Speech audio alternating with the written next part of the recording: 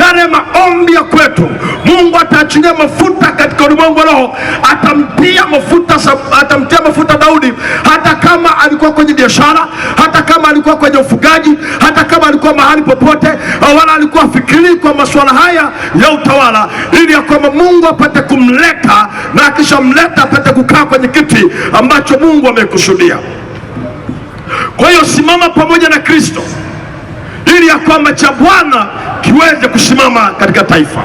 Jina la Yesu Kristo aliye Bwana na Mwokozi wetu. Hebu tupungiane mkono kidogo hewani namna hii. Mungu awabariki sana. Jina la Bwana libarikiwe.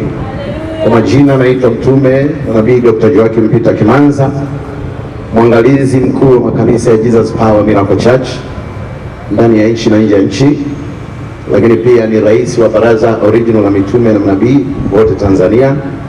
Tuko hapa kwa ajili ya tukio moja kubwa la kitaifa. Tuko hapa kwa ajili ya kuyathibitisha matendo ya Mungu kwenye viwanja hivi, lakini pia chini ya mbeba maono Kennedy Mwasumbi, Bishop Prophet. Tumebarikiwa sana na maandalizi haya, lakini pia naheshimu uwepo wa watumishi wote, maaskofu, mitume, manabii, wachungaji, wainjilisti na watu wote wenye huduma mbalimbali katika wito wao. Bwana Yesu asifiwe sana. Ukiwa kwenye utulivu kwenye kiti chako, kabla tujaanza rasmi, niseme mimi nimepata neema ya kuaminika na dhamana ya kusimama mbele yenu kwa ajili ya kuombea tu maombi kwa ajili ya mwili wa Kristo.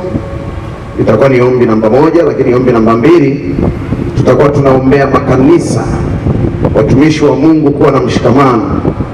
Bwana asifiwe sana. Kuna vitu vingi Mungu amechelewa kufanya katikati yetu kwa sababu ya kutokuwa na ule ushirika wa kweli.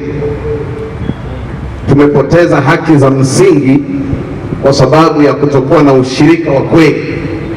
Ninukuu kitabu cha Yohana sura ya 17, wakati Yesu anakabidhi kazi zilizokuwa zinafanyika katika mwili na kuliimarisha kanisa, mstari ule wa 20, natamani ninukuu hapo. Anasema, wala si hao tu ninaowaombea, lakini na wale watakaoniamini kwa sababu ya neno lao. Mstari wa 21, ndiwe uliyenituma. Mwisho wa kunukuu. Bwana asifiwe sana. Agizo kuu ni sisi kuwa na umoja, lakini pia ukipita kwenye Zaburi ya 133 kwa haraka, utasoma kwa wakati wako, Biblia inatuhamasisha sisi kama ndugu katika mwili wa Kristo kuwa na umoja.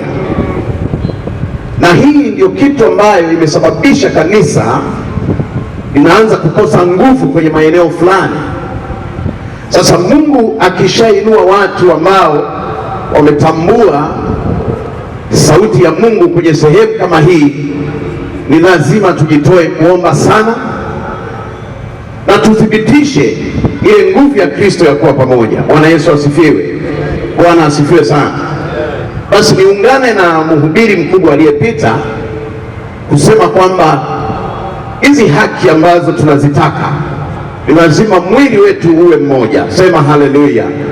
Niombe tusimame sasa, alafu tuombe. Kila mmoja asimame aombe. Kuunganisha mwili wa Kristo au kanisa ni pamoja na kuiona familia yenye mafarakano ambayo haijawahi kusimama vizuri, ndugu, marafiki, wazaliwa wa tumbo moja kwa tofauti. Leo tunasimama kama mitume na kama manabii kwa ajili ya tamko ya kulifanya kanisa liwe na nguvu na kusimama pamoja bila kujali dhehebu wala dini. Naomba unyoshe mkono wako juu, sema Bwana Yesu, tuko katika viwanja hivi, tiende mbele za Bwana tukiwa katika hali ya kisiasa, wala tusiombe kisiasa. Tunatakiwa kuomba katika mapenzi ya Mungu, na tunatakiwa tusimame ili ya kwamba kusudi la Bwana lipate kusimama katika taifa.